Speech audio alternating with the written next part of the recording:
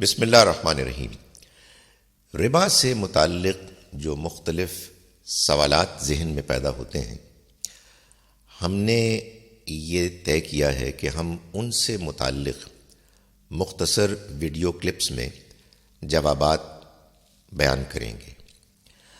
اس سلسلے کا پہلا سوال یہ ہے کہ ربا کی حرمت دین میں کس کیٹیگری میں آتی ہے؟ اس سوال کا مطلب یہ ہے کہ دین، اللہ کا پیغام جو قرآن مجید اور سنت کے ذریعے سے نبی اکرم صلی اللہ علیہ وسلم نے ہم تک پہنچایا ہے، قرآن کے بیان کے مطابق اس کے دو حصے ہیں، ایک الکتاب اور ایک الحکمہ۔ الکتاب سے مراد قانون اور شریعت ہے، اور الحکمہ سے مراد اخلاقیات اور ایمانیات ہیں۔ اخلاقیات یعنی وہ عالمگیر اصول کہ جو انسانوں کو پیدائشی طور پر ملے ہیں، چنانچہ دنیا کے تمام انسان ان کو مانتے ہیں، ان کی قدر کرتے ہیں، ان کو اختیار کرنے کی کوشش کرتے ہیں۔ ان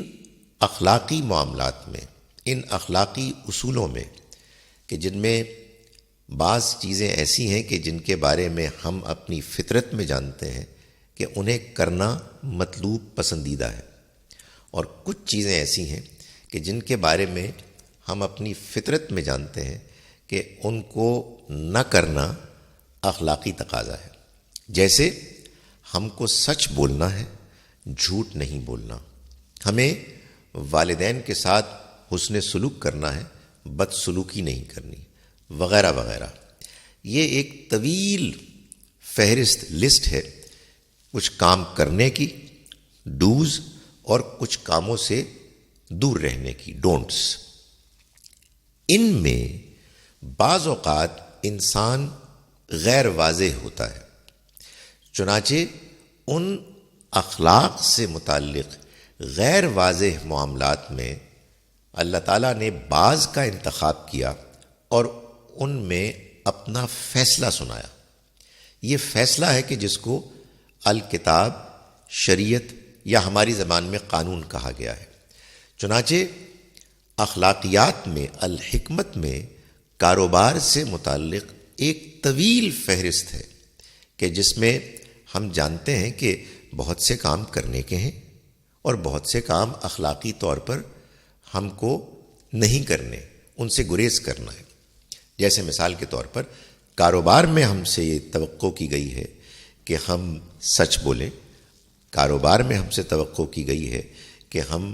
وعدہ پورا کریں،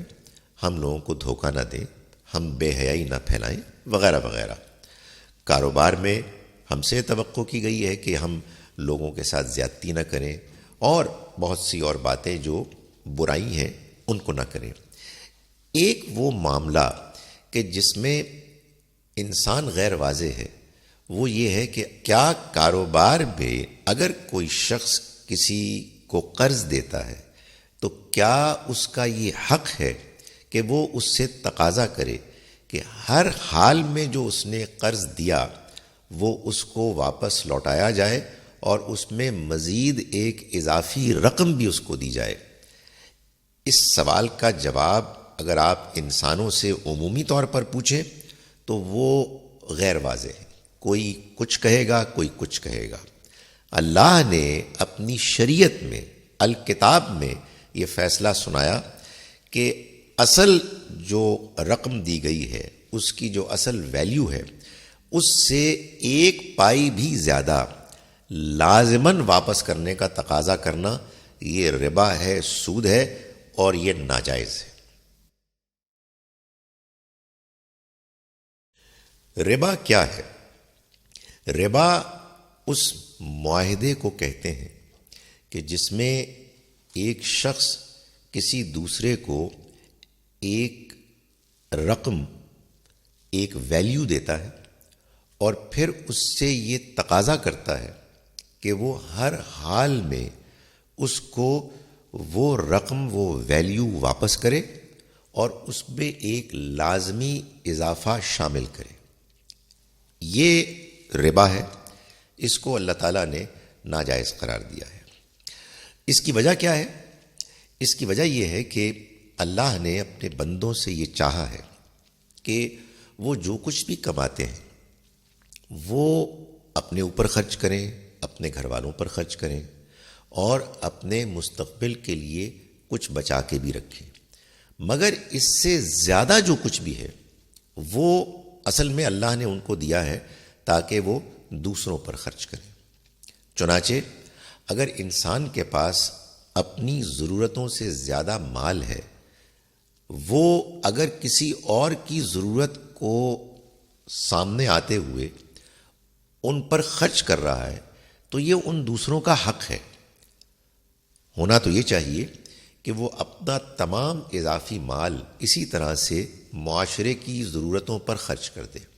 لیکن اگر وہ ایسا نہیں کر سکتا، اتنا کرنے کی اس کے اندر ہمت نہیں ہے، تو کم سے کم وہ یہ کرے کہ جب وہ کسی دوسرے کو اس کی ضرورت کی وجہ سے اپنا اضافی مال دے تو پھر وہ اس سے واپسی کے لیے صرف اتنے کا تقاضا کرے کہ جتنا اس نے اس کو دیا ہے، اس لیے کہ اضافی مال کا واپس لینا، کسی اضافے کا تقاضا کرنا، یہ ناانصافی ہے، یہ ناپسندیدہ ہے، یہ اللہ کے نزدیک ایک غیر اخلاقی حرکت ہے۔ لیکن انسان دوسروں کو بعض اوقات ان کے کاروباری ضرورتوں کے لیے بھی دیتا ہے، اور ظاہر ہے کہ جب کاروبار میں انسان اپنے مال کو انویسٹ کرتا ہے تو پھر وہ دوسرے سے یہ تقاضا کر سکتا ہے کہ آپ کو جو نفع ہو رہا ہے اس نفع میں سے ایک حصہ آپ مجھ کو بھی دیں، اس میں کوئی حرج نہیں۔ مگر اگر کاروبار میں بھی انسان اس بات کا تقاضا کرے کہ میں نے جو آپ کو ویلیو دی ہے، وہ رقم دی ہے کہ جو ایک ویلیو رکھتی ہے، آپ اس کو اپنے کاروبار میں استعمال کریں، اور مجھے اس سے کوئی دلچسپی نہیں کہ آپ کو کاروبار میں منافع ہو رہا ہے یا نقصان ہو رہا ہے، میں آپ کو پابند کرتا ہوں کہ ہر حال میں نے جو آپ کو ویلیو دی ہے آپ اس کو بھی مجھے واپس کریں گے، اور اس میں ایک لازمی اضافہ بھی واپس کریں گے۔ یہ اس لیے ناجائز ہے کہ کاروبار ہم سب جانتے ہیں جب کوئی انسان کرتا ہے تو اس میں نقصان بھی ہو سکتا ہے، نفع بھی ہو سکتا ہے۔ بعض اوقات نقصان اس لیے ہوتا ہے کہ انسان خارج کے حالات پر قابو نہیں پا سکتا، اس کی اپنی کوئی غلطی نہیں ہوتی، اس نے کوئی بددیانتی نہیں کی ہوتی، کوئی کوتاہی نہیں کی ہوتی، مگر کچھ اور عوامل فیکٹرز ایسے ہیں کہ جو اس کے کاروبار کو ناکام کر دیتے ہیں، اسے نقصان ہوتا ہے۔ یہ جانتے ہوئے کہ میں نے اپنے مال کو جس کاروبار میں لگایا ہے وہ کاروبار نقصان سے دوچار ہو گیا ہے، لیکن اس کے باوجود انسان اس بات پر اصرار کرے کہ مجھے میری اصل رقم ویلیو اور اس میں ایک لازمی اضافہ ملنا چاہیے، یہ ناانصافی ہے، یہ ناجائز ہے۔ اللہ تعالیٰ نے اس کو ناپسندیدہ اور حرام قرار دیا ہے۔ بعض لوگوں کا یہ خیال ہے کہ اللہ تعالیٰ نے جس ربا کو حرام قرار دیا ہے وہ سادہ کم شرح سود پر دیا ہوا قرض نہیں ہے، بلکہ وہ بہت زیادہ شرح سود پر دیا گیا قرض ہے کہ جو بڑھتا چڑھتا جاتا ہے۔ ان کے خیال میں کم فیصد سود تو ایک معمول ہے، ایک قابل فہم ایک قرض دینے والے کا حق ہے، اس کو اللہ تعالیٰ نے اتنی شدت سے ناجائز قرار نہیں دیا۔ جو لوگ اس نقطہ نظر کو مانتے ہیں ان کی ایک دلیل تو یہ ہے کہ قرآن مجید نے اس شدت کے ساتھ ربا کی مذمت کی ہے، وہ کم شرح پر سود کے لیے مناسب نہیں لگتی۔ دوسری دلیل وہ یہ دیتے ہیں کہ سورہ آل عمران سورہ نمبر 3 کی آیت نمبر 130 میں اللہ تعالیٰ نے فرما دیا ہے کہ ایمان والو یا ایھا الذین آمنوا لا تأکلوا الربا اضعافا مضاعفا، تم ربا بڑھتا چڑھتا مت کھاؤ۔ ان کا کہنا یہ ہے کہ اصل میں اللہ نے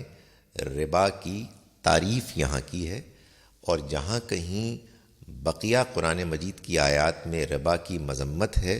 وہ اس تعریف کی روشنی میں دیکھی جانی چاہیے۔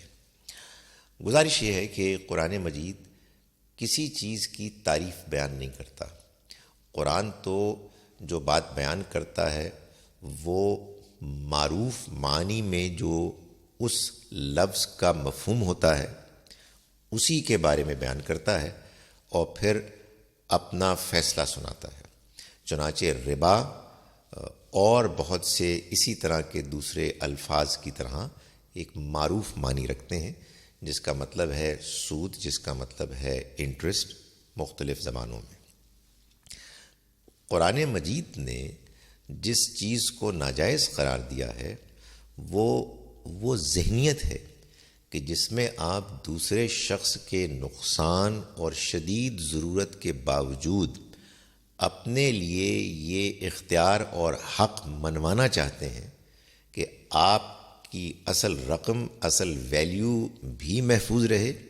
اور اس میں آپ کو اضافہ بھی ملے، چاہے دوسرا فرد تکلیف ہی میں کیوں نہ ہو، چاہے دوسرا کاروبار نقصان ہی سے کیوں دوچار نہ ہو۔ یہ آیہ مبارکہ جو بات بیان کر رہی ہے وہ تو اصل میں یہ ہے کہ دیکھو، تمہارے لیے تو ہم نے ربا کو، سود کو حرام کیا ہے۔ ایمان والو کہیں یہ نہ ہو کہ تم جو چیز حرام ہے اس کو اور زیادہ حاصل کرو، بڑھتا چڑھتا حاصل کرو۔ یہ بالکل ایسے ہی ہے جیسے مثال کے طور پر قرآن مجید نے مسلمانوں کو یہ کہا کہ دیکھو، لا تقتلوا اولادکم خشیۃ املاق، تم اپنی اولاد کو مفلسی کے ڈر سے قتل مت کرو۔ ظاہر ہے اس کا یہ مطلب نہیں ہے کہ اللہ تعالیٰ مسلمانوں کو یہ کہہ رہے ہیں کہ تمہیں اگر اولاد کو قتل کرنا ہے تو کسی اور وجہ سے کرو، لیکن مفلسی کے ڈر سے نہ کرو۔ نہیں، ایسا نہیں ہے۔ اصل میں جو بات کی جا رہی ہے وہ یہ ہے کہ قتل کرنا ہی ایک بہت گھناؤنا جرم ہے، اور وہ بھی تم اپنی اولاد کو کر رہے ہو، اور وہ بھی مفلسی کے ڈر سے کر رہے ہو۔ اصل میں یہ ایک جرم کے گھناؤنے ہونے کا احساس دلانے کے لیے ایسا اسلوب اختیار کیا جاتا ہے، ورنہ اللہ تعالیٰ نے جس ربا کو حرام قرار دیا ہے وہ سادہ ربا ہے، سادہ سود ہے کہ جو اصل ویلیو سے زیادہ ہے، لیکن اگر وہ بڑھ چڑھ کر لیا جائے تو ظاہر ہے کہ جرم کی شدت میں، گھناؤنے پن میں اور اضافہ ہو جاتا ہے۔ بعض لوگوں کا خیال یہ ہے کہ اللہ تعالیٰ نے جس ربا کو حرام قرار دیا ہے وہ تو اصل میں وہ مہاجنی سود ہے کہ جو بعض لوگ ضرورت مندوں کی ضرورت کو دیکھتے ہوئے ان کو ایکسپلائٹ کرتے ہیں، ان کا استحصال کر کے ان سے سود لیتے ہیں۔ لیکن کاروباری سود، کمرشل انٹرسٹ ایک بالکل مختلف چیز ہے۔ ان کا خیال یہ ہے کہ یہ جو بینکس ہمارے کمرشل مقاصد کے لیے سود لیتے ہیں یہ ٹھیک ہے، جائز ہے، اس میں کیا حرج ہے، لیکن اگر کوئی شخص کسی کو اس کی ضرورت کی وجہ سے قرض دیتا ہے اس پر وہ سود نہیں لے سکتا۔ گزارش یہ ہے کہ ظاہر ہے کہ یہ سوال جو اٹھایا گیا ہے تو اس کی دلیل قرآن مجید سے دینی چاہیے، اس لیے کہ ہم اپنی مرضی سے ان معاملات میں خاص طور پر کہ جن کا تعلق کتاب سے ہے، حکمت سے نہیں۔ میں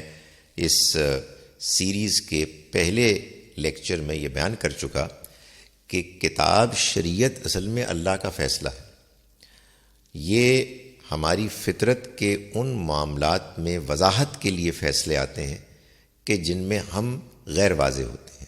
تو اللہ کے فیصلے کو ہمیں اب سمجھنا چاہیے اللہ کی کتاب سے۔ اللہ تعالیٰ نے سورہ بقرہ میں جہاں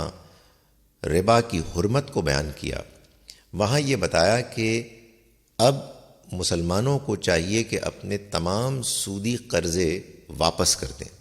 تاکہ سود کا لین دین اب ختم ہو جائے۔ یہ ایک عرصے کے بعد اللہ نے اپنا آخری فیصلہ نازل فرمایا، جس کو نافذ کرنے کا حکم دیا گیا۔ اس کے نتیجے میں یہ ہوا کہ بہت سے لوگوں نے تو اپنے قرضے واپس کر دیے، یعنی اس کی اصل رقم، راس المال، پرنسپل۔ لیکن کچھ لوگ تھے کہ جن کو کہ قرض واپس کرنے میں زحمت ہو رہی تھی، وہ تنگ دست تھے، تو اللہ تعالیٰ نے فرمایا کہ ان کان ذو عسرۃ، اگر کچھ لوگ تنگ دست ہیں جن کو کہ قرضہ واپس کرنا ہے، فنظرۃ الی میسرہ، تو تم ان کو مہلت دو ان کی آسانی تک۔ یعنی قرآن مجید یہ بتا رہا ہے کہ جو لوگ قرض لینے والے تھے ان میں سے بعض ایسے تھے کہ جو واپس نہیں کر سکتے تھے، لیکن اکثر وہ تھے کہ جو واپس کرنے کی پوزیشن میں تھے۔ یہ میں بعض اور اکثر اس لیے کہہ رہا ہوں کہ جب ان استعمال ہوتا ہے ایکسیپشن کے لیے تو یہ تھوڑے لوگوں کے لیے ہوتا ہے، مائنورٹی کے لیے، کم کے لیے۔ اگر زیادہ کے لیے ہوتا تو اضاء ہوتا۔ تو اس سے معلوم ہوا کہ جس زمانے میں قرآن مجید نے ربا کی حرمت کو بیان کیا، اس زمانے میں بھی اکثر وہ لوگ کہ جو قرض لیتے تھے سود پر، وہ کھاتے پیتے لوگ تھے، ذو اسرا، تنگ دست نہیں تھے، یعنی وہ کاروباری مقاصد کے لیے، وہ کمرشل پرپزز کے لیے لون لیتے تھے۔ یہ سورہ بقرہ کی آیت نمبر 280 میں بیان ہوا ہے۔ سورہ روم میں جو سورہ نمبر 30 ہے، اس کی آیت نمبر 39 میں اللہ تعالیٰ فرماتے ہیں کہ وما آتیتم من ربا، تم جو کچھ بھی ربا کی شرط کے ساتھ قرض دیتے ہو، لیربوا فی اموال الناس، کہ وہ لوگوں کے مال میں اور بڑھے، فلا یربو عند اللہ، تو وہ اللہ کے نزدیک نہیں بڑھتا۔ اس آیت سے بھی یہ معلوم ہوتا ہے کہ اس زمانے میں اکثر ربا پر مبنی قرض دیے جاتے تھے کمرشل، کاروباری مقاصد کے لیے، لیربوا فی اموال الناس، تاکہ وہ لوگوں کے مال میں شامل ہو کر ان میں اضافہ ہو۔ تو اس سے بھی یہ معلوم ہوتا ہے کہ اس زمانے میں بھی اکثر لونز، قرض کمرشل مقاصد کے لیے دیے جاتے تھے، اور اللہ نے اس پر بھی سود کی شرط کو ناجائز قرار دے دیا۔ بعض لوگوں کا کہنا یہ ہے کہ ربا یا سود کیسے حرام ہے جبکہ کرایہ حلال ہے؟ کرائے اور ربا میں کوئی فرق ہی نہیں ہے۔ جیسے ربا، سود میں آپ ایک رقم دے کر قرض کے طور پر ایک لگی بندھی رقم واپس لیتے ہیں، بالکل ایسے ہی اسی رقم سے اگر آپ نے ایک مکان بنا لیا اور وہ آپ کرائے پہ دیتے ہیں تو تب بھی آپ کرایہ دار سے ایک طے شدہ رقم واپس لیتے ہیں۔ تو یہ تو دونوں بالکل ایک ہی نوعیت کی چیزیں ہیں۔ اس سے دو مختلف گروہوں نے دو مختلف نقطہ نظر قائم کیے۔ ایک گروہ کا کہنا یہ ہے کہ جب کرایہ جائز ہے تو پھر سود بھی جائز ہے، ربا بھی جائز ہے۔ دوسروں نے یہ کہا کہ اگر ربا، سود ناجائز ہے تو پھر کرائے کو بھی ناجائز ہونا چاہیے۔ حقیقت واقعہ یہ ہے کہ ربا، سود اور کرائے میں ایک ایسا اہم فرق ہے کہ جس کو اگر ہم سمجھ لیں تو پھر ہم یہ جان لیں گے کہ اللہ رب العزت نے کرائے کو کیوں جائز اور ربا کو کیوں ناجائز قرار دیا ہے۔ وہ فرق یہ ہے کہ ربا، سود ان اشیاء، ان اثاثوں کے قرض دینے پر مزید اضافی رقم کے تقاضے کو کہتے ہیں کہ جن اشیاء کو جب آپ استعمال کرتے ہیں تو وہ استعمال کے نتیجے میں ختم ہو جاتی ہیں، ان کا وجود غائب ہو جاتا ہے، جیسے گندم، چاول، روپیہ وغیرہ، آپ ان کو جب استعمال کرتے ہیں تو ان کی نوعیت ایسی ہے کہ وہ استعمال کے بعد ختم ہو جاتے ہیں۔ کرائے میں اس کے برعکس معاملہ ہوتا ہے ان اشیاء سے، ان اثاثوں کے بارے میں کہ جن کی نوعیت ایسی ہے کہ آپ ان کو استعمال کریں تو ان کا وجود برقرار رہتا ہے، جیسے میز، جیسے گاڑی، جیسے مکان۔ آپ جب ان کو استعمال کرتے ہیں تو استعمال کے نتیجے میں اپنے وجود کو نہیں کھوتے۔ فرق کیا ہوا؟ وجہ کیا بنی؟ وجہ یہ بنی کہ جب آپ روپیہ قرض پر لے کے اپنے کاروبار میں لگاتے ہیں اور روپیہ مال غائب ہو جاتا ہے تو اب آپ کو اسے دوبارہ پیدا کرنا ہے۔ اس کا دوبارہ پیدا کرنا یہ لازم نہیں ہے، گارنٹیڈ نہیں ہے۔ چنانچہ کاروبار میں بعض اوقات آپ کو فائدہ ہوتا ہے، بعض اوقات آپ کو نقصان ہوتا ہے۔ جب آپ کو نقصان ہوتا ہے تو آپ اصل رقم کو بھی پیدا نہیں کر پاتے، اور ادھر وہ صاحب کہ جنہوں نے آپ کو قرض دیا ہے وہ یہ کہتے ہیں جی کہ مجھے اس کی کوئی پرواہ نہیں ہے، مجھے اپنی اصل رقم بھی چاہیے ہے اور اس کے علاوہ اس میں اضافہ بھی چاہیے۔ تو یہ وہ چیز ہے کہ جو سود کو، ربا کو ایک غیر اخلاقی معاہدہ بناتی ہے، اس کی نوعیت جو ہے وہ ناپسندیدہ بنتی ہے۔ اس کے برعکس آپ کے پاس کوئی مکان ہے آپ نے وہ کسی کو کرائے پہ دیا ہے، جن کو آپ نے کرائے پہ دیا وہ مثال کے طور پر کہیں دوسرے شہر سفر کے لیے گئے اور خدا نخواستہ آپ کا مکان زلزلے یا کسی اور آفت کی وجہ سے تباہ ہو گیا، تو اب مکان آپ کا ہے، آپ کرائے دار سے کچھ نہیں مانگ سکتے۔ انہوں نے اگر پچھلے مہینے کا کرایہ دے دیا تو اب مزید کوئی چیز آپ کو دینے کے وہ ذمہ دار نہیں ہیں۔ لیکن سود کے معاملے میں بالکل الٹ ہوتا ہے، آپ کا سارا سرمایہ یا کچھ حصہ اس کا ڈوب جائے تو آپ یہ کہتے ہیں مجھے اس کی پرواہ کوئی نہیں ہے، میں تو اصل بھی لوں گا اور اس میں اضافہ بھی لوں گا۔ تو چنانچہ یہ دونوں ایسٹس کی، اثاثوں کی نوعیت کا فرق ہے کہ جس کی وجہ سے اللہ نے کرائے کو جائز اور سود کو، ربا کو ناجائز قرار دیا۔ کیا اسلام میں مارٹگیج کے ذریعے سے مکان حاصل کرنا یا کوئی اور اثاثہ حاصل کرنا جائز ہے؟ گزارش یہ ہے کہ میں نے پچھلے کلپ میں یہ بات واضح کی کہ کرایہ سود نہیں ہے۔ سود اور کرائے، ربا اور لیز میں زمین آسمان کا فرق ہے۔ اس وجہ سے اللہ نے کرائے کو، لیزنگ کو جائز اور سود، ربا کو ناجائز قرار دیا ہے۔ جس کو آج کی اصطلاح میں مارٹگیج قرار دیا جاتا ہے وہ اپنی اصل حقیقت کے لحاظ سے ہائر پرچیز ہے، یعنی اس کانٹریکٹ میں آپ ایک اثاثہ، ایک ایسٹ خریدتے ہیں کہ جس کا آپ کرایہ بھی دیتے ہیں۔ اس کو اس طرح سے ارینج کیا جاتا ہے، ظاہر ہے اس کی تفصیلات بہت مختلف ہو سکتی ہیں، لیکن اصل بنیاد ایک ہی ہے کہ آپ ایک اثاثہ جو خود سے پوری رقم ادا کر کے خرید نہیں سکتے،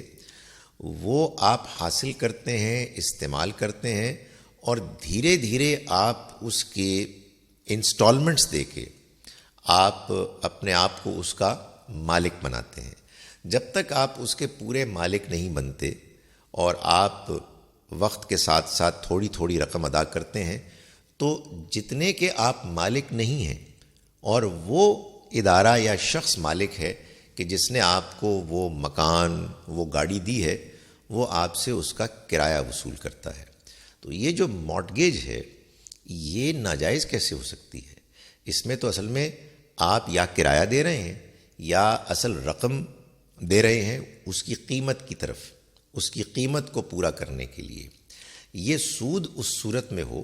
کہ جب اس شے کی، اس اثاثے کی نوعیت یہ ہو کہ وہ روپے، گندم، چاول وغیرہ کی طرح کا کوئی ایسٹ اثاثہ ہو کہ جس کو استعمال کے نتیجے میں وہ غائب ہو جاتا ہے، اس کا وجود ختم ہو جاتا ہے۔ ظاہر ہے کہ مارٹگیج کے ایگریمنٹس بعض اوقات ناپسندیدہ ہو سکتے ہیں۔ یہ معاملہ شریعت کا نہیں ہے، یہ معاملہ حکمت اور اخلاقیات کا ہے۔ یعنی آپ کوئی شے بیچیں، کوئی شے آپ بنا کے بیچیں تو آپ کے بیچنے میں کوئی رکاوٹ نہیں ہے، لیکن بہرحال اگر آپ کوئی ضروری استعمال کی چیز کہ جو غریب لوگ استعمال کرتے ہیں، محض ان کی ضرورت کی وجہ سے آپ اس کی بہت زیادہ قیمت کا مطالبہ کرتے ہیں تو یہ اخلاقی طور پر بری چیز ہے۔ اس کو وہاں سے ڈیل کرنا چاہیے، اس کی شریعت کی حرمت کا اعلان نہیں کرنا چاہیے۔ یعنی اللہ کی طرف سے یہ ناپسندیدہ ہے کہ آپ لوگوں کو ایکسپلائٹ کریں، مگر مارٹگیج کو اس وجہ سے ناجائز قرار دینا کہ وہ ربا کے احکام کے خلاف ہے، ایسا نہیں ہے۔ اگر وہ لوگ کہ جو اسلام کو نہیں جانتے ان انسٹالمنٹس کے ایک حصے کو کہ جو کوئی شخص مارٹگیج پہ ادا کرتا ہے اس کو انٹرسٹ یا سود کہتے ہیں، تو یہ لفظ کا غلط استعمال ہے۔ اس لفظ کو ٹھیک کر دینا چاہیے، اصطلاح کو ٹھیک کر دینا چاہیے، وگرنہ اگر کوئی بھیڑ بکری کو سور کہتا ہے تو اس بھیڑ بکری کے لیے غلط لفظ کے استعمال سے بھیڑ بکری ناجائز نہیں ہوگی۔ یہ اصل میں ان جانوروں کی حقیقت اور نوعیت ہے کہ جو یہ طے کرے گی کہ وہ جائز ہیں یا ناجائز ہیں۔ ربا حرام ہے۔ ہم کسی کو قرض دے کر اس سے جو ہم نے اس کو اپنا قرض دیا ہے زیادہ رقم لازمی شرط کے طور پر وصول نہیں کر سکتے، مگر دور حاضر میں یہ ایک حقیقت ہے کہ جب آپ کسی کو مثلاً 10 لاکھ روپے دیتے ہیں 5 سال پہلے اور پھر اس سے وہی 10 لاکھ روپے لیتے ہیں 5 سال بعد،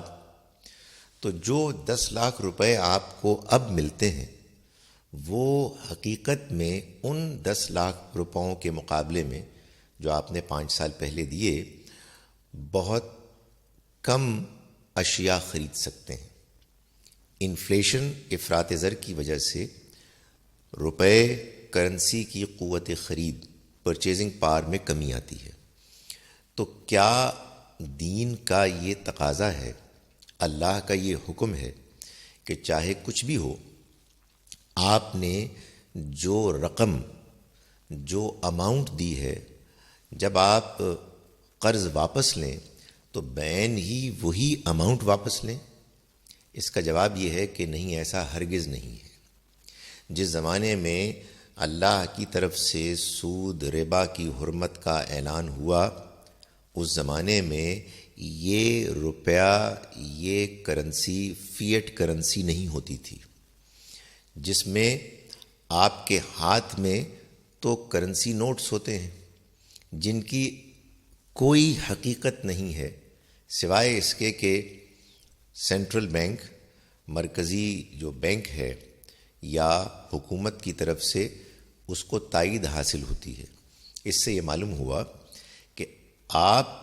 جو قرض کسی کو دیتے ہیں وہ بظاہر تو ایک رقم ہوتی ہے جس کی ایک ویلیو ہے، کچھ نمبرز ہیں، لیکن وہ ظاہری ویلیو بے حقیقت ہے۔ اصل چیز وہ اشیاء، وہ سروسز ہیں کہ جو وہ کرنسی، وہ اماؤنٹ خرید سکتی ہے۔ تو چنانچہ آپ کو قرض دیتے ہوئے یہ حق حاصل ہے کہ آپ مقروض کو پابند کریں کہ وہ آپ کو جب وہ قرض واپس کرے تو اس کی اصل قوت خرید واپس کرے، نہ کہ اس کے ظاہری فیس ویلیو واپس کرے کہ جو بےمانی ہے۔ یہ دین میں کہیں نہیں لکھا۔ جس زمانے میں قرآن مجید نے ربا کو حرام کیا تو درہم و دینار ہوتے تھے، چاندی اور سونے کی کرنسی ہوتی تھی، اور نبی اکرم صلی اللہ علیہ وسلم کا ارشاد ہے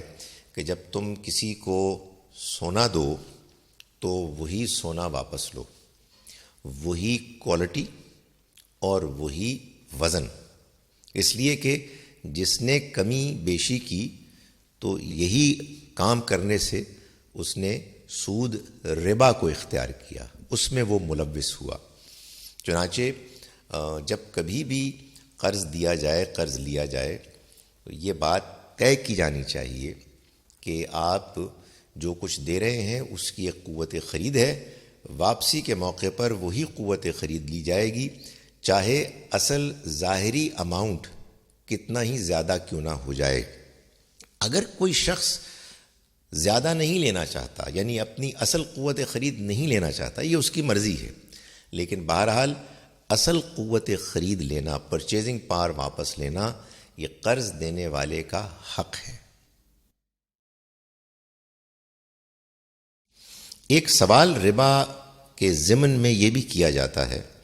اور اس کے حل کے معاملے میں، یعنی ربا سے نجات پانے کے سلسلے میں جو تجاویز ہیں، ان میں ایک تجویز یہ بھی بیان کی جاتی ہے کہ آپ کو اگر ربا سے پاک کوئی انویسٹمنٹ کرنی ہے تو آپ کو چاہیے کہ آپ یہ طے کریں کہ آپ کو جو منافع ملے گا وہ ویری کرے گا،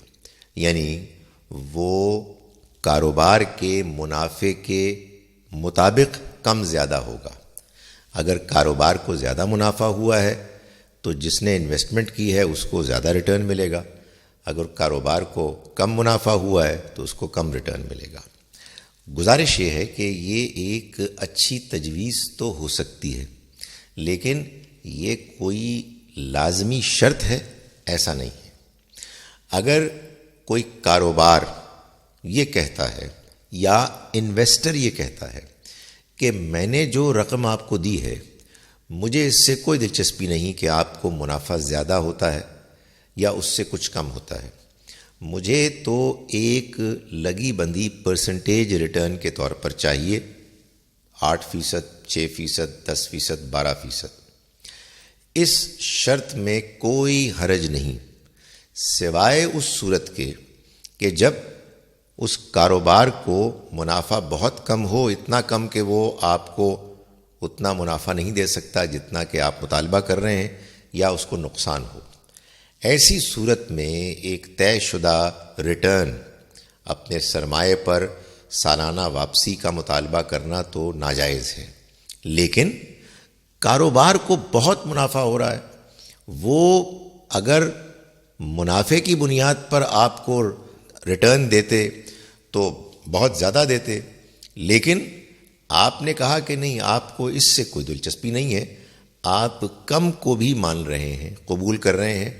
وہ فکسڈ ہے، اس سے آپ کے مسئلے حل ہوتے ہیں، آپ کے لیے اس میں زیادہ سہولت ہے، تو اس میں کوئی چیز ناجائز نہیں۔ ناجائز چیز یہ ہے کہ آپ مطالبہ کریں، چاہے فکسڈ لگا بندھا، چاہے ویریبل کم زیادہ ہوتا ہوا، اس صورت میں کہ جب کاروبار کے پاس رقم واپس کرنے کے لیے ان کے اپنے کاروباری تجربے میں جو کچھ انہوں نے کاروبار کیا ہے اس میں منافع نہیں مل رہا، تو جب ان کے حالات ٹھیک نہیں ہیں، ان کو منافع نہیں ہو رہا، اور آپ منافع کا یا ریٹرن کا مطالبہ کر رہے ہیں، وہ فکسڈ ہو یا ویریبل ہو، وہ ناجائز ہے۔ لیکن ایسے حالات میں کہ جب کاروبار کامیاب ہے، کاروبار کو منافع ہو رہا ہے، انویسٹر، پیسے لگانے والا فرد، وہ اگر کوئی فکسڈ اماؤنٹ بھی لیتا ہے تو یہ ناجائز نہیں ہے۔ ہمارے ہاں عام طور پر یہ غلط فہمی مشہور ہے کہ سود اصل میں فکسڈ ریٹرن کو کہتے ہیں، اور اس کا متبادل جو جائز ہے وہ فکس نہیں ہونا چاہیے، وہ ویریبل ہونا چاہیے۔ میں گزارش کرتا ہوں کہ سود کی حرمت میں یہ چیز پیش نظر نہیں ہے۔ ہمارے ہاں عام تاثر یہ ہے کہ سود کی حرمت کے بعد اگر کوئی متبادل امکان موجود ہے تو وہ انویسٹرز کے لیے یہ ہے کہ وہ کسی بزنس کا، کاروبار کا انتخاب کریں اور اس میں اپنا سرمایہ لگائیں، اور اس شرط کے ساتھ لگائیں کہ اگر اس کاروبار کو منافع ہوگا تو ان کو بھی منافع ملے گا، اتنے ہی تناسب سے پرسنٹیج کہ جتنا منافع ہوا، اور اگر کاروبار کو نقصان ہوگا تو ان کو بھی لازماً نقصان ہوگا، اتنا ہی کہ جتنا کاروبار میں ان کے انویسٹمنٹ سے ان کی ویلیو بنتی ہے، اسی تناسب سے۔ عام خیال تاثر یہ ہے کہ اگر ایسا نہ ہو تو پھر یہ انویسٹمنٹ ناجائز ہے۔ میں یہ گزارش کر رہا ہوں کہ ایسا ہرگز نہیں ہے۔ آپ کے لیے کاروبار میں انویسٹمنٹ کرنے کے نتیجے میں منافع میں شریک ہونا یہ بھی ایک اختیاری چیز ہے، اور نقصان میں شریک ہونا یہ بھی ایک اختیاری چیز ہے۔ اس میں دین نے کوئی پابندی نہیں لگائی، سوائے اس پابندی کے کہ جو ربا کی حرمت کی پابندی ہے، اور وہ پابندی یہ ہے کہ اگر کاروبار کو نقصان ہو رہا ہے تو پھر آپ اپنی اصل رقم کی ویلیو سے ایک پائی زیادہ لینے کے حقدار نہیں ہیں، اس لیے کہ اس صورت میں وہ زیادتی ہوتی ہے، وہ ایکسپلائٹیشن ہوتی ہے کہ جس کو اللہ تعالیٰ نے ناانصافی قرار دیا ہے اور ربا قرار دے کے اس کو حرام ناجائز کیا گیا ہے۔ اگر کوئی شخص چنانچہ یا کوئی ادارہ اپنی رقم کو انویسٹ کرتے ہوئے ان کو، اس کاروبار کو کہ جو ان سے پیسہ لے کر انویسٹ کر رہے ہیں، اس بات کا پابند کرتا ہے کہ جو رقم انہوں نے دی ہے وہ سیکیورڈ رہے گی، اس میں سے کوئی کمی نہیں ہوگی، البتہ اس کے علاوہ اگر کاروبار کامیاب ہوگا، اس کو منافع ہوگا، تو وہ منافع میں شرکت کے حقدار ہوں گے، چاہے ویریبل کم زیادہ منافع کی صورت میں، چاہے فکسڈ۔ مگر اگر کاروبار کو نقصان ہوگا تو یہ انویسٹر اپنی اصل رقم کے علاوہ ایک پائی بھی زیادہ نہیں لے سکتا۔ یہ ہمارے ہاں جو عام طور پر تاثر ہے کہ نفع اور نقصان میں دونوں میں شرکت اسلامی نوعیت کی انویسٹمنٹ کے لیے ضروری ہے، یہ اس کی بنیاد قرآن حدیث میں نہیں ہے۔ ہمارے ہاں عام طور پر ایک حدیث بیان کی جاتی ہے کہ جس کے نتیجے میں یہ ایک انڈرسٹینڈنگ، تصور قائم ہوا ہے کہ نقصان میں شرکت بھی ضروری ہے جائز انویسٹمنٹ کے لیے، اور وہ یہ ہے کہ جس نے رسک نہیں لیا وہ منافع کا حقدار بھی نہیں ہے۔ حقیقت واقعہ یہ ہے کہ اگر اس حدیث کو ٹریس کیا جائے، اس کی اصل کی طرف بڑھا جائے، تو معلوم یہ ہوتا ہے کہ نبی اکرم صلی اللہ علیہ وسلم نے ایک موقع پر ایک غلام کی اجرت کے بارے میں فیصلہ فرماتے ہوئے یہ تبصرہ فرمایا تھا کہ جس میں اصل میں اس غلام نے پہلے مالک آقا سے دوسرے مالک کی طرف جب منتقلی اس کی ہوئی، اس کو دوسرے مالک نے خرید لیا، اور معلوم یہ ہوا کہ پہلے مالک کے زمانے میں اس نے کوئی محنت کی تھی، کوئی کام کیا تھا جس سے اس کی اجرت آئی، اور یہ سوال پیدا ہوا کہ اب یہ اس کا معاوضہ اجرت پہلے یا دوسرے مالک کو ملے گا۔ اس موقع پر نبی صلی اللہ علیہ وسلم نے پہلے مالک کے حق میں فیصلہ فرماتے ہوئے یہ تبصرہ فرمایا کہ جس نے اس کی ذمہ داری لی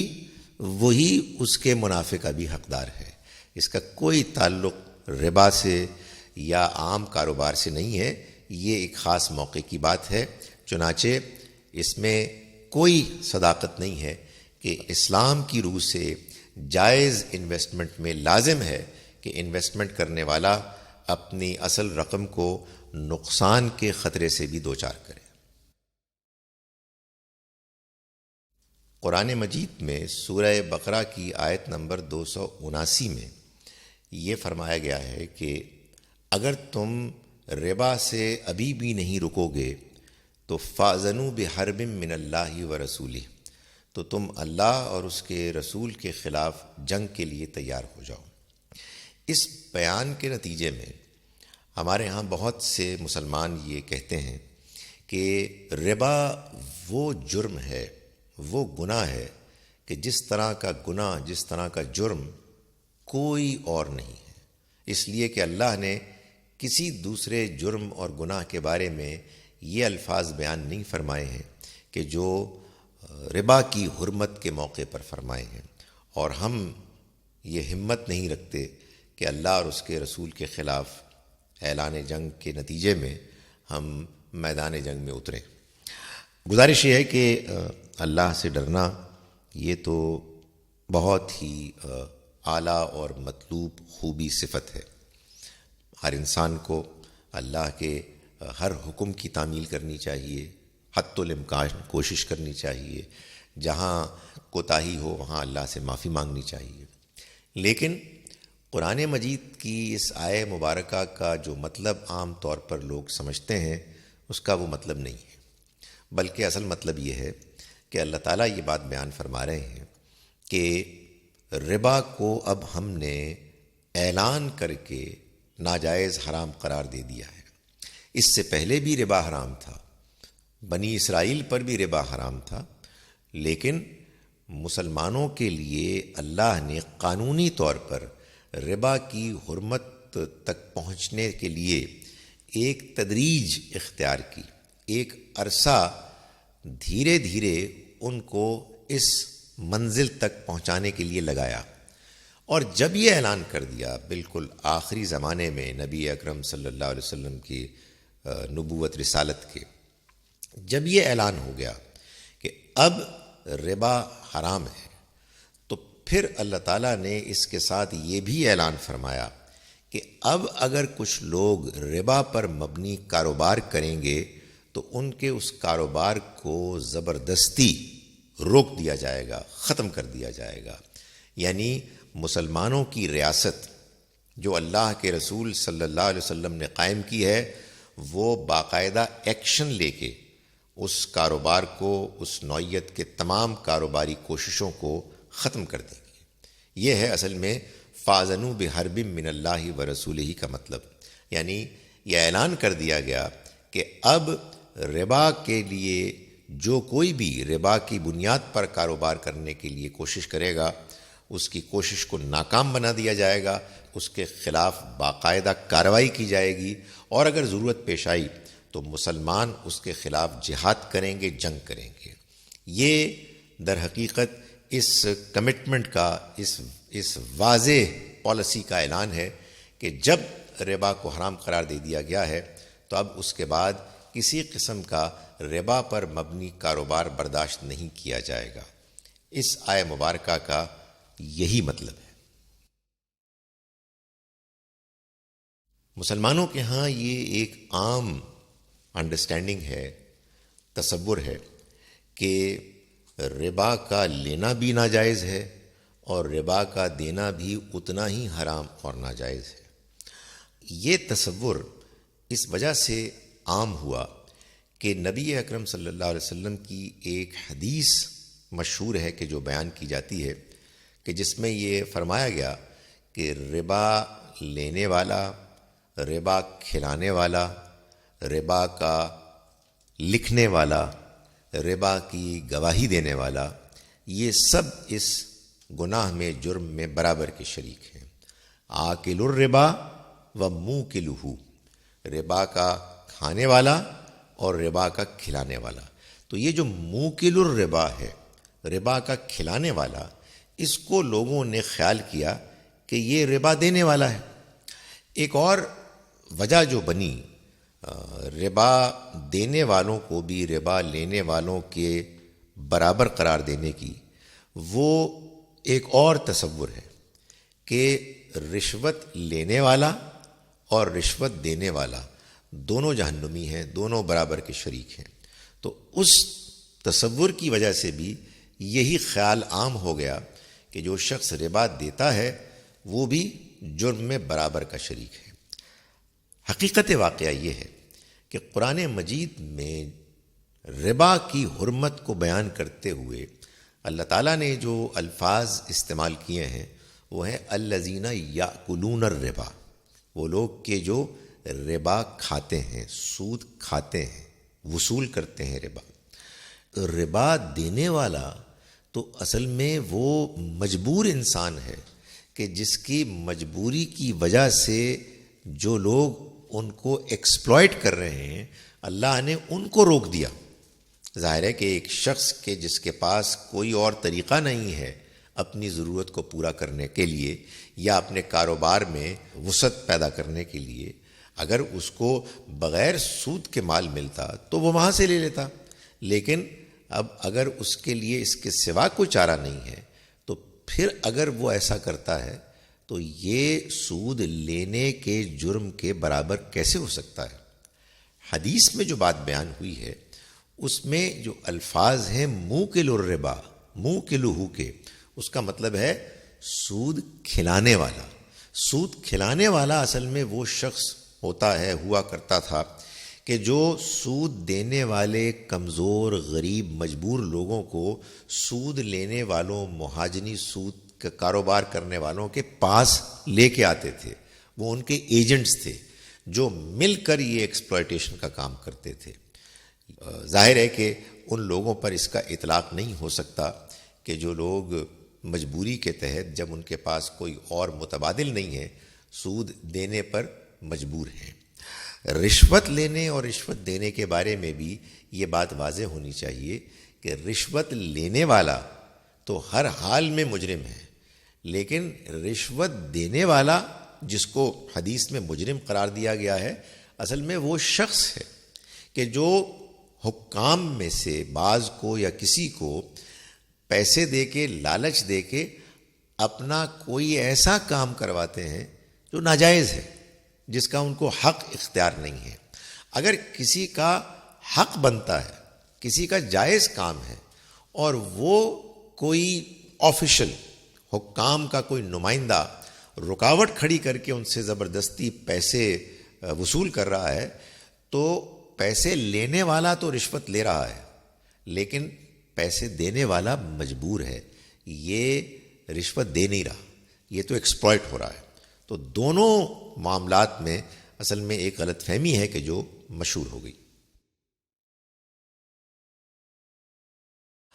بہت سے لوگ یہ سوال پوچھتے ہیں کہ کیا حکومت کی جانب سے جو ڈیفنس سرونگ سرٹیفکیٹ اور اس نوعیت کی اور سیکیورٹیز ہیں کہ جس میں حکمران ریاست سود دیتی ہے، کیا یہ بھی ناجائز ہے؟ گزارش یہ ہے کہ اللہ تعالیٰ نے ربا کو حرام قرار دیا ہے، اور ربا اس چیز کو کہتے ہیں، اس ارینجمنٹ کو، اس معاہدے کو کہتے ہیں جس میں جو قرض دینے والا ہے، رقم دینے والا ہے، وہ اس سے کہ جس کو اس نے اپنی رقم دی اصل ویلیو سے زیادہ مانگتا ہے، چاہے رقم دینے والا کامیاب ہے، اس کا کاروبار میں منافع ہے یا نہیں ہے. جب ہم یہ دیکھتے ہیں کہ حکمران، ریاست وہ رقم کے جو وہ وصول کر رہے ہیں عام آدمی سے، وہ کیسے واپس کرتے ہیں؟ فرض کیجئے کہ وہ کسی کاروباری پروجیکٹ میں لگاتے ہیں اور اس پروجیکٹ سے اگر منافع ہو رہا ہے تو اس سے وہ رقم ادا کرتے ہیں تو کوئی مسئلہ نہیں ہے. یعنی اس صورت میں تو یہ بالکل ایک جائز چیز ہوگی. لیکن اگر فرض کیجئے کہ وہ اس رقم کی واپسی کے لیے اپنے ہی لوگوں پر ٹیکس لگاتے ہیں اور اس ٹیکس کے ذریعے سے وہ اصل رقم بھی اور سود کو بھی واپس کرتے ہیں، تو یہ تو ظاہر ہے کہ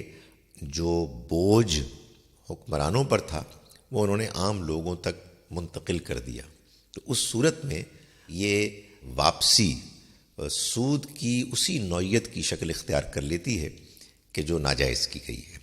البتہ یہ ضرور ہے کہ بہت سے لوگ جو پینشنرز ہوتے ہیں، ضرورت مند ہوتے ہیں، ان کی رقم حکومت کی سیکیورٹیز میں جو بھی وہ مختلف سرٹیفکیٹس وغیرہ کی شکل میں طلب کرتے ہیں ان کو دیتے ہیں، اور ان کے پاس اپنے گزر بسر کے لیے کوئی اور ذریعہ معاش نہیں ہوتا. ان کو ظاہر ہے کہ حکمرانوں کی طرف سے جو کچھ ملتا ہے وہ ایک ایسی صورت ہے کہ جس میں ان کی مجبوری ان کو اس انویسٹمنٹ کی طرف مائل کرتی ہے۔ یہ بات تو میں پہلے بھی گزارش کر چکا کہ اگر انویسٹمنٹ کے نتیجے میں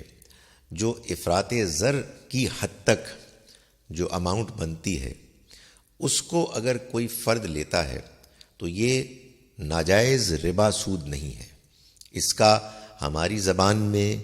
کوئی بھی نام ہو، لیکن بہرحال یہ وہ چیز ہے کہ جو اپنی اصل سے زیادہ نہیں مانگی گئی، اس کا مطالبہ نہیں کیا گیا۔ اصل سے زیادہ مانگنا یہی ہے وہ چیز کہ جو ناجائز ہے۔ تاہم اگر مثال کے طور پر کوئی شخص مجبور ہے تو اللہ تعالیٰ نے اس بات کو قرآن مجید میں بیان کیا ہے کہ مجبوری کی حالت میں اگر کوئی شخص کوئی شے لیتا ہے اور ایسے لیتا ہے کہ نہ وہ شوق سے لے رہا ہے اور نہ اپنی ضرورت سے زیادہ لے رہا ہے تو اللہ معاف کرنے والا ہے۔ فمن اضطر غیر باغ ولا عاد فإن اللہ غفور الرحیم۔ جو کوئی مجبور ہو گیا اور اس نے بغیر شوق کے اور اتنا جتنی اس کی ضرورت ہے اتنا لیا تو اللہ معاف کرنے والا ہے۔ اسلامک بینکنگ، اسلامی بینکاری کے نام سے جو بینکاری کا کاروبار ہو رہا ہے، اس میں جو سب سے نمایاں طریقہ ہے کاروبار کرنے کا اور بہت سے طریقوں کے علاوہ، وہ مرابحہ ہے، جس میں یوں ہوتا ہے کہ ایک کاروبار کرنے والا ادارہ جو بینکوں کے پاس عام حالات میں ایسے جاتا تھا کہ ان سے ایک رقم لیتا تھا سود پر،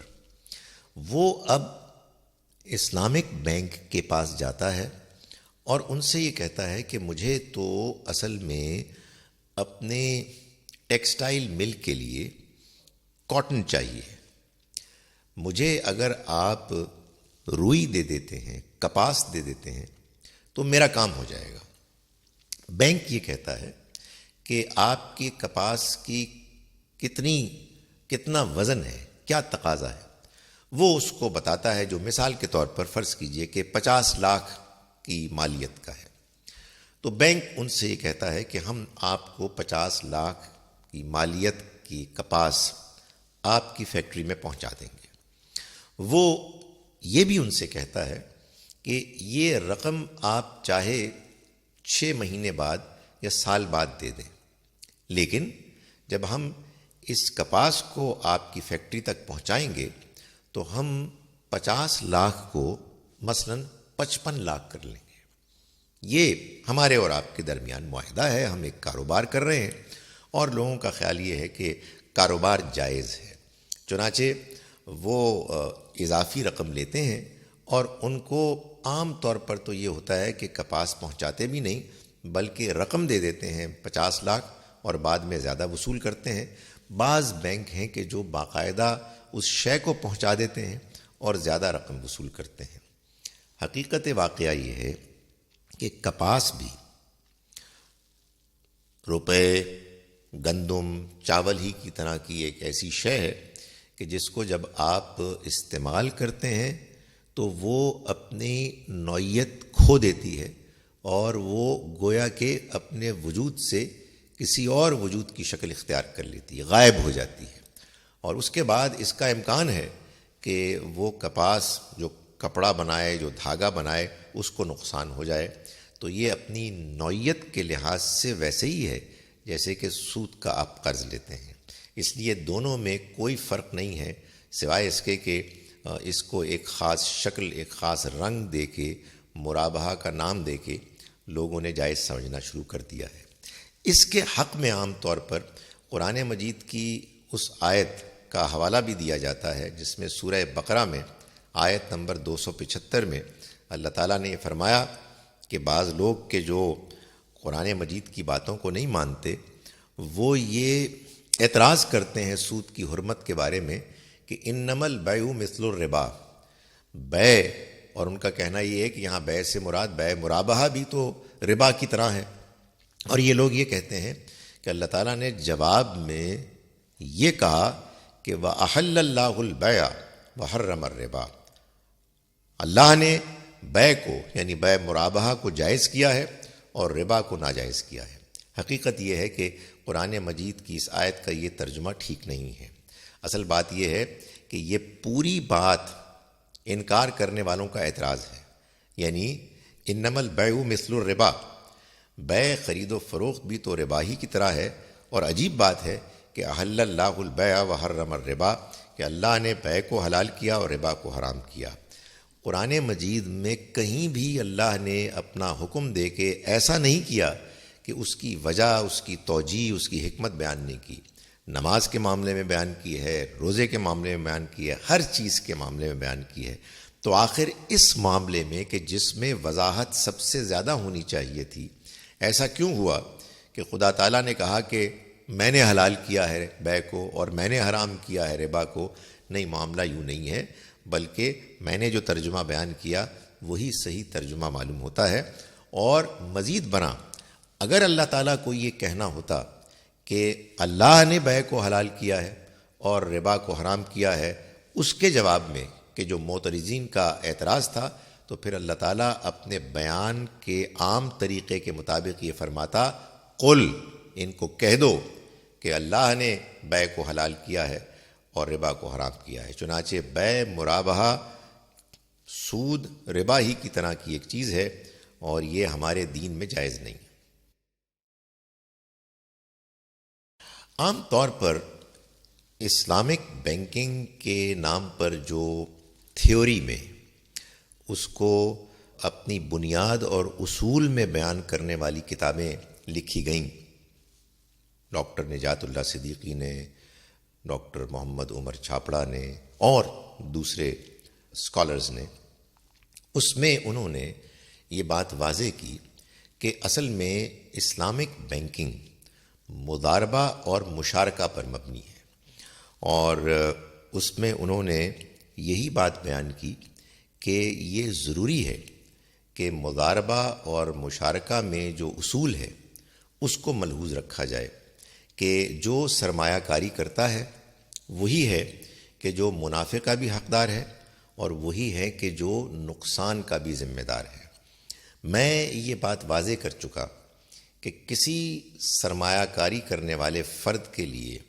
کسی کاروبار میں نقصان کی شکل میں نقصان میں شریک ہونا لازم نہیں ہے۔ البتہ نقصان کی صورت میں آپ کوئی اضافی رقم نہیں لے سکتے، یہ ناجائز ہوگی۔ ایک اور بات بھی یہ ہے کہ جو مختلف کاروبار کرنے کے طریقے ہمارے ہاں عام طور پر بیان کیے جاتے ہیں، مثلا مضاربہ، مشارکہ، جو حقیقت میں پارٹنرشپ کی مختلف شکلیں، یہ نہ قرآن میں بیان ہوئی ہیں نہ حدیث میں بیان ہوئی ہیں۔ ایسا نہیں ہے کہ یہ اللہ کی طرف سے ربا کی حرمت کے بعد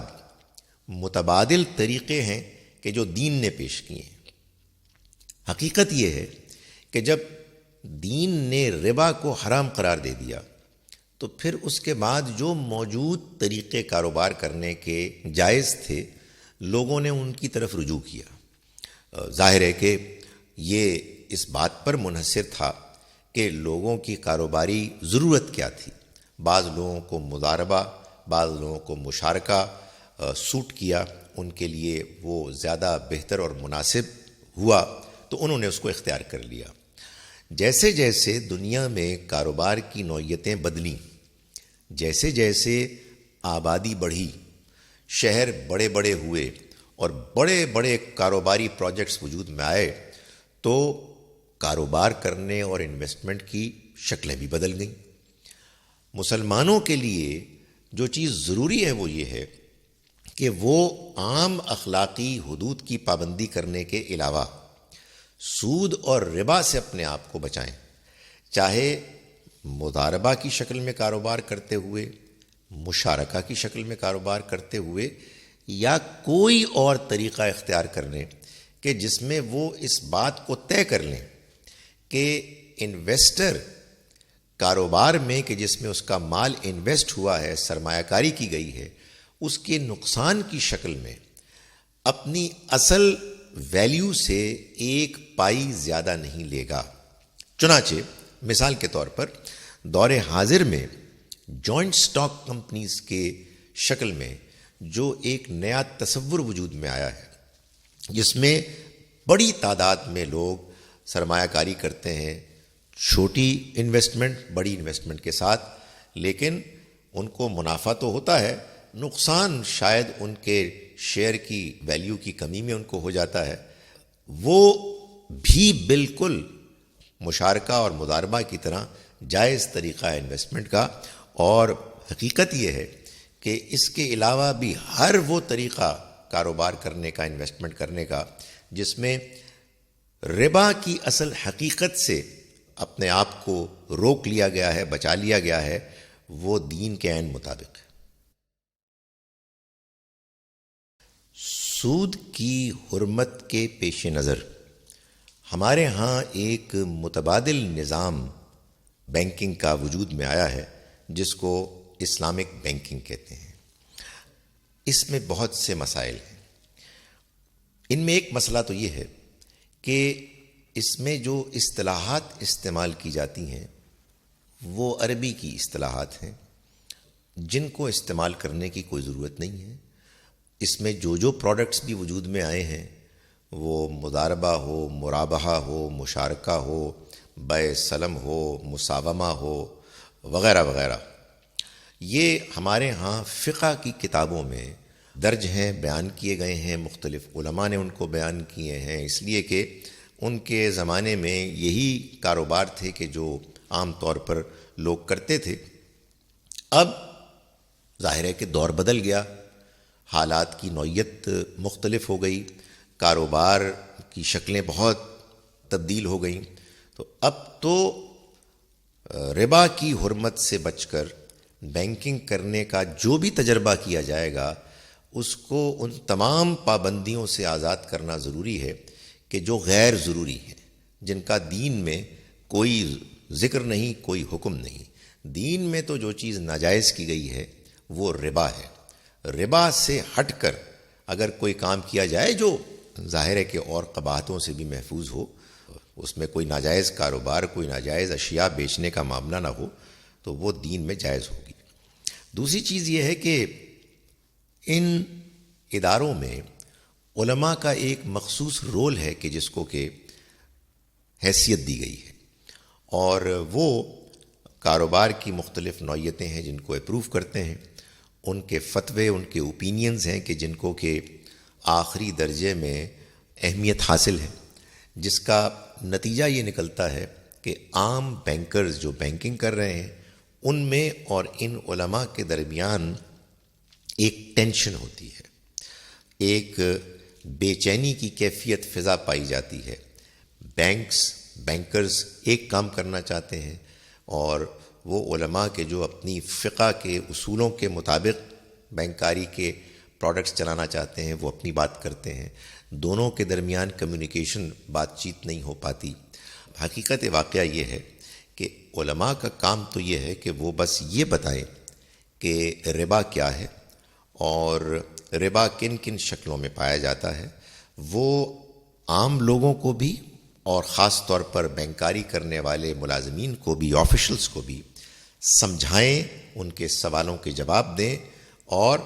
جو اصل شریعت کا بیان ہے اس کی روشنی میں نئے امکانات کو ویلکم کریں۔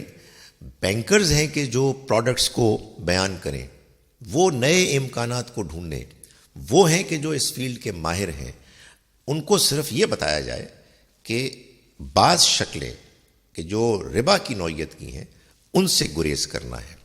اسی طرح سے اسلامک بینکاری میں جو ایک مسئلہ پیدا ہو گیا ہے وہ یہ ہے کہ ہونا تو یہ چاہیے تھا کہ ہم اس ادارے کے نتیجے میں دنیا کے تمام انسانوں کو دعوت دیتے کہ ہمارے رب نے ہم کو جو دین بتایا ہے اس میں جس چیز کو ناجائز قرار دیا ہے وہ سمجھ میں آتی ہے، لیکن ہم نے ان اصطلاحات اور ان طریقوں کے نتیجے میں کہ جو ہم نے اختیار کیے، جو ادارہ کریٹ کیا ہے یا ادارے کریٹ کیے ہیں، اس میں اسلامک بینک اور دوسرے بینکوں اور اداروں کے ساتھ کوئی کمیونیکیشن ممکن نہیں ہے۔ اور جو سب سے بڑا مسئلہ اسلامک بینکنگ میں ہے وہ لفظ اسلامک ہے۔ اسلام کا لفظ تو استعمال ہونا چاہیے صرف ان باتوں کے لیے کہ جو قرآن اور سنت میں بیان ہے. یہ سب اجتہادات ہیں جو علماء کے ہیں. ان اجتہادات میں بہت سی چیزیں وہ بھی ہیں کہ جن کے بارے میں دوسرے لوگ اعتراض کرتے ہیں. ان کو کوئی اور نام دے دیا جائے، ربا فری بینکنگ یا کوئی اور نام دیا جائے، لیکن اسلامک بینکنگ کی اس طرح کا نام اختیار کرنا یہ ایک بہت قابل گرفت بات ہے. جدید بینکاری جو اب تمام دنیا کے ممالک کی معیشت میں ایک اہم کردار ادا کرتی ہے، اس میں ہمیں بعض اور قباحتوں کے علاوہ سب سے بڑی قباحت جو نظر آتی ہے وہ یہ ہے کہ اس میں کاروبار سود کی بنیاد پر ہوتا ہے. میں نے پچھلے چند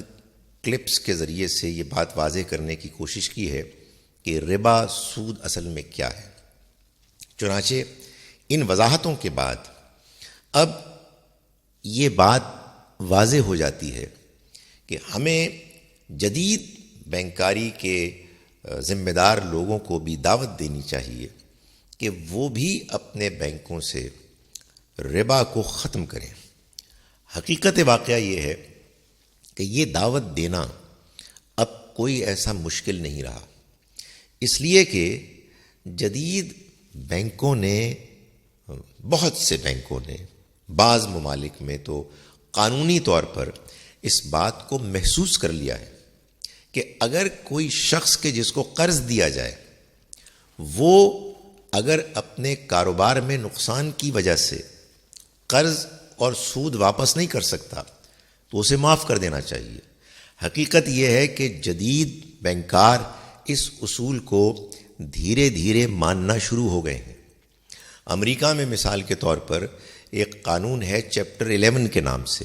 جس میں اس بات کو بیان کیا گیا ہے کہ اگر کوئی کاروبار ناکام ہو جائے، انسالمنٹ ہو جائے، بینکرپٹ ہو جائے تو اسے پھر ریلیف ملے گا. بہت سے بینکس اس بات کو اصولی طور پر مانتے ہیں کہ اگر کوئی قرض لینے والا ادارہ ڈیفالٹ کرنے کے قریب ہوتا ہے، قرض کو واپس نہ کر سکنے کی مشکل میں آ جاتا ہے اور اس میں تحقیق سے یہ معلوم ہوتا ہے کہ اس کاروبار یا اس قرض لینے والے فرد کا قصور کوئی نہیں تھا، تو وہ اس کے لیے آسانیاں پیدا کرنے کی کوشش کرتے ہیں. ہم آج اس تبدیلی کے بعد جو بینکاری کے مختلف شکلوں میں آ گئی ہے، اس پوزیشن میں ہیں کہ ان لوگوں کو سمجھائیں کہ یہی بات تو ہمارے رب نے قرآن مجید میں بتائی اور اس سے پہلے بھی بتائی کہ آپ اس بات کو کسی صورت بھی طے نہیں کر سکتے پہلے سے قبل از وقت کہ آپ لازماً دوسروں سے ان کی اصل رقم کی ویلیو سے زیادہ لیں گے. چنانچہ یہ بات اب سمجھانے والی ہے کہ یہ ربا ہر حال میں اس کو ناجائز ہونا چاہیے، اور میں یہ گزارش کر رہا ہوں کہ اس کی عملی شکل اب بہت سے اداروں نے یا مکمل طور پر یا جزوی طور پر اختیار کر لی ہے، اور یہ تصور اب دھیرے دھیرے مقبول ہو رہا ہے. وہ زمانہ گزر گیا جب معیشت کی، اکنامکس کی کتابوں میں یہ لکھا ہوتا تھا کہ 4 عوامل پیدائش ہیں، فیکٹرز آف پروڈکشن: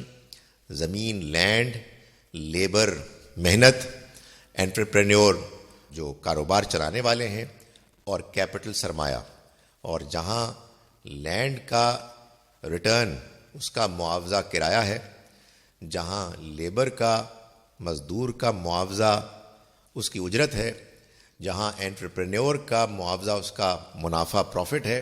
وہاں کیپٹل کا معاوضہ سود ہے. ایسا بیان کیا جاتا تھا جیسے کہ سود کے بغیر معیشت چل ہی نہیں سکتی. اب انہی لوگوں نے اپنے بینکنگ کی عملی صورتوں میں اس بات کو مان لیا ہے کہ وہ سود کے جو ادا نہیں ہو سکتا، جس کے نتیجے میں ایکسپلائٹیشن ہوتی ہے، جب قرض لینے والا، پیسہ لینے والا نقصان سے دوچار ہو جاتا ہے، تو یہ چیز ناجائز ہے، ناپسندیدہ ہے، ناقابل قبول ہے کہ ان سے ان کے اصل سرمایہ کے علاوہ مزید رقم وصول کی جائے. اب ہم کو آگے بڑھ کر یہ بتانا چاہیے یہ اصول تو ہمارے دین میں پہلے سے طے شدہ ہے. کہنے کا مقصد یہ ہے کہ بجائے اس کے کہ ہم مشکل اصطلاحات بیان کر کے اپنے آپ کو دنیا سے کاٹ دیں، اس وقت تو دنیا والوں کو ربا کی حرمت کے ذریعے سے ہمارے دین اور اس کے تصورات کو پہنچانے کا وقت آ گیا ہے، اور اس کا بڑا امکان پیدا ہو گیا ہے کہ اسلام کا وہ تصور، وہ قانون کے ربا حرام ہے، اب پوری دنیا میں اس کے بینکوں میں رائج ہو جائے. میں نے جو کلپس سود کی حرمت اور اس سے متعلق معاملات کے سلسلے میں پیش کیے، اس پر کچھ سوالات پیدا ہوئے ہیں. میں اب کوشش کروں گا کہ ان میں سے بعض کے جوابات دوں، اور آپ لوگوں سے میں کو انکریج کرتا ہوں کہ اور بھی سوالات اگر آپ کے ذہن میں آتے ہیں تو آپ پوچھیے. ایک سوال یہ کیا گیا ہے کہ اگر معاملہ یہ ہے کہ جیسے کہ میں بیان کر رہا ہوں کہ انفلیشن افراط زر کی شکل میں انسان اپنی اصل رقم کی جو ظاہری فگر ہے اس پر مزید اماؤنٹ لے سکتا ہے تاکہ افراط زر سے جو اس کی ویلیو کو، اس کی حقیقت کو، قوت خرید کو نقصان پہنچا ہے وہ اس کا ازالہ کر سکے. سوال یہ پیدا ہوتا ہے کہ یہ کیسے کیا جائے. اس کا جواب یہ ہے کہ اگر تو یہ اسٹیٹ کے لیول پر معاملہ ہوگا تو اسٹیٹ، حکمران، مرکزی بینک خود اس کا اعلان کریں گے. لیکن اگر ایسا نہیں ہے تو اس کے کئی امکانات ہیں. مثال کے طور پر ایک سادہ چیز یہ ہے کہ انفلیشن کو جاننے کے لیے افراط زر کو کنزیومر پرائس انڈیکس CPI کے پرسنٹیج ہے کہ جو ہر سال بیان ہوتی ہے. آپ کا اگر کسی ایک سال کے ساتھ تعلق ہے اپنی انویسٹمنٹ کے انفلیشن کے رزلٹ کو لینے کا تو آپ اس سال کے CPI کی طرف رجوع کر سکتے ہیں. لیکن اگر آپ کسی سے براہ راست قرض کا معاملہ کر رہے ہیں تو آپ کوئی اور طریقہ بھی اختیار کر سکتے ہیں. آپس میں باہمی رضامندی سے سونے کی جو قیمت ہے اس پر بھی اس کو ٹائی کر سکتے ہیں، انڈیکس کر سکتے ہیں. بعض لوگ ڈالر کے ساتھ اس کو ریلیٹ کر سکتے ہیں. کوئی جائز طریقہ، کوئی ریلائبل طریقہ جس میں دونوں فریق راضی بھی ہوں اور ان کے نقصان کا بھی کوئی خدشہ نہ ہو، اس کو اگر اختیار کریں گے تو ظاہر ہے کہ یہ ایک کوشش ہوگی دیانتدارانہ کہ دونوں میں سے کسی کو نقصان نہ ہو. ایگزیکٹ، بالکل پوری طرح سے پرفیکٹ انفلیشن کے نتیجے میں قوت خرید میں فرق یا کمی کیا ہے یہ ظاہر ہے نہ جانا جا سکتا ہے، اور نہ اللہ تعالیٰ کا کوئی مطالبہ ایسا ہے کہ ہم سے وہ یہ چاہے کہ ہم وہ کام کریں کہ جو ناممکن ہے. دوسرا سوال یہ ہے کہ گاڑیوں کے بارے میں یہ بتایا گیا کہ کارز، گھر یا اس نوعیت کے جو اثاثے پروڈکٹس ہیں، ایسٹس ہیں جو کنزیوم نہیں ہوتے، جو ختم نہیں ہوتے، ان پر اگر کوئی استعمال کے نتیجے میں رقم وصول کی جاتی ہے تو وہ سود نہیں ہے بلکہ وہ کرایہ ہے، اور کرایہ جائز ہے. یہ کیسے ہے جب کہ ہمیں یہ معلوم ہے کہ گاڑیاں ڈپریشیٹ ہوتی ہیں، ان کی ویلیو استعمال کے نتیجے میں کم ہوتی ہے، اور گھروں کا معاملہ اس سے مختلف ہے. عام طور پر گھر کی اور زمین کی ویلیو میں اضافہ ہوتا ہے. گزارش یہ ہے کہ جو بات بیان کی گئی تھی وہ دین اور اخلاق کے پہلو سے بیان کی گئی تھی. ظاہر ہے کہ معیشت اور کاروبار کے نقطہ نظر سے کچھ چیزیں ایسی ہیں کہ جس میں انسان کو بات ذرا نسبتاً مختلف نظر آتی ہے. حقیقت یہ ہے کہ اگر گاڑی کی ویلیو استعمال کے نتیجے میں کم بھی ہوتی ہے تب بھی گاڑی کے استعمال پر جو چیز وصول کی جائے گی وہ کرایہ ہوگا، نہ کہ سود. اس لیے کہ گاڑی اگر خدا نخواستہ نقصان سے دوچار ہو جائے، اس کا ایکسیڈنٹ ہو جائے یا وہ کھو جائے، تو جو گاڑی کا مالک ہے وہ ذمہ دار ہے، نہ کہ استعمال کرنے والا، یا اس کو ذمہ دار ہونا چاہیے.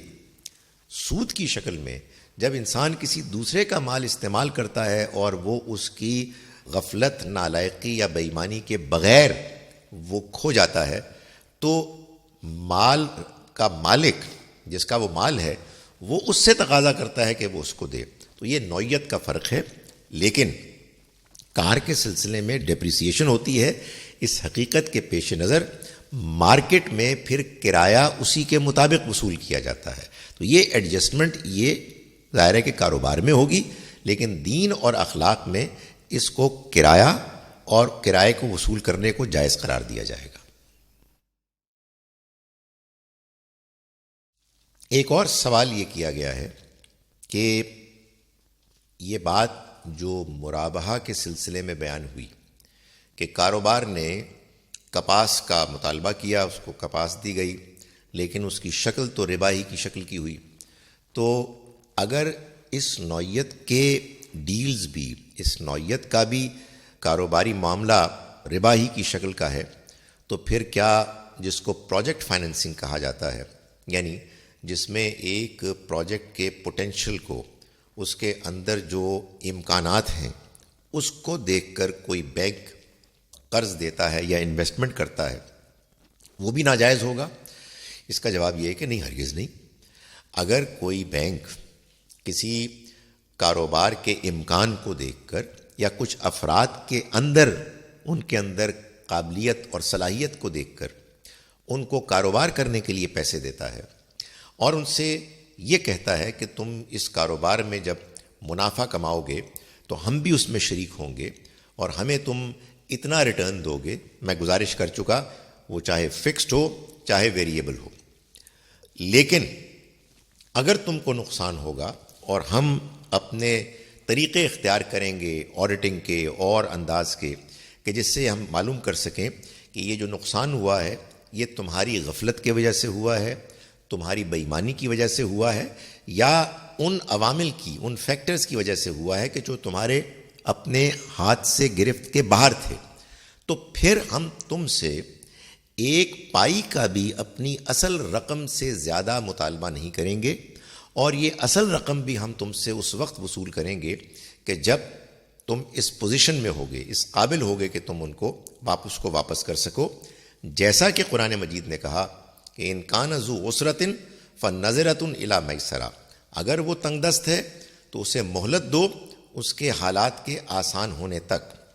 وان تصدقوا هو خیر لکم، اور اگر تم معاف کر دو تو یہ زیادہ بہتر ہے.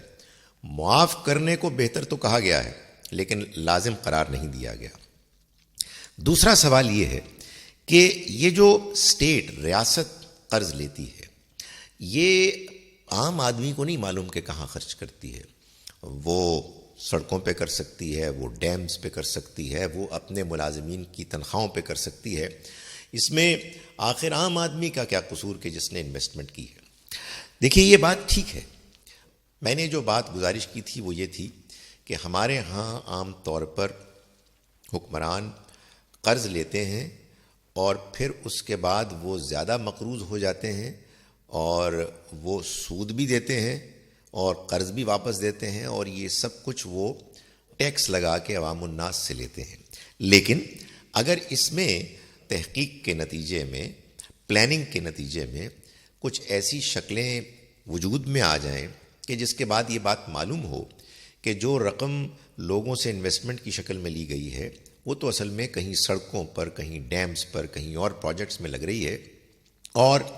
اس میں ٹیکسز کے نتیجے میں جو رقم وصول کر کے مان لیا سود بھی دیا جا رہا ہے، تو اس کی نوعیت کچھ کرائے کی سی ہے، نہ کہ کسی کاروبار کی شکل کی ہے،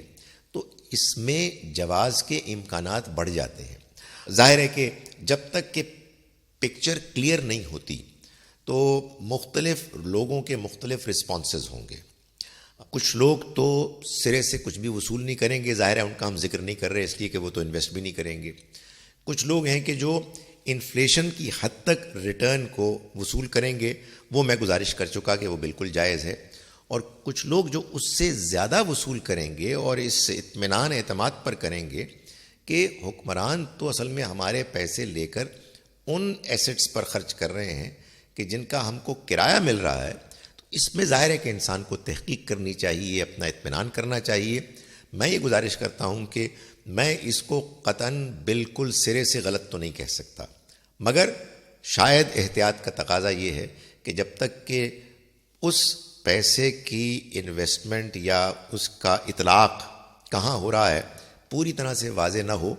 محتاط لوگ شاید اس سے بچیں گے. مگر جو لوگ پوری رقم وصول کرتے ہیں، میں ان کے وصول کرنے کے اس عمل کو ناجائز نہیں کہہ سکتا. میں یہ پہلے بات کہہ چکا ہوں کہ جو لوگ پینشنرز ہیں اور دوسرے لوگ ہیں کہ جن کی ضرورت ہے، ان کے لیے تو ویسے ہی اس کی اجازت ہے، لیکن کچھ اور لوگوں کے لیے بھی کہ جو اپنے ذہن میں واضح ہیں کہ حکمرانوں کو جو پیسہ ملا ہے وہ جہاں خرچ کر رہے ہیں اس کے بعد ان کو کرایہ مل رہا ہے، تو ظاہر ہے کہ اس پر بھی گفتگو ہو سکتی ہے. ہم جو کچھ بات کر رہے ہیں یہ ہماری انڈرسٹینڈنگ، انٹرپریٹیشن اور اجتہاد ہے. اس میں اختلاف ہوگا، اس میں کوئی پریشان ہونے کی ضرورت نہیں.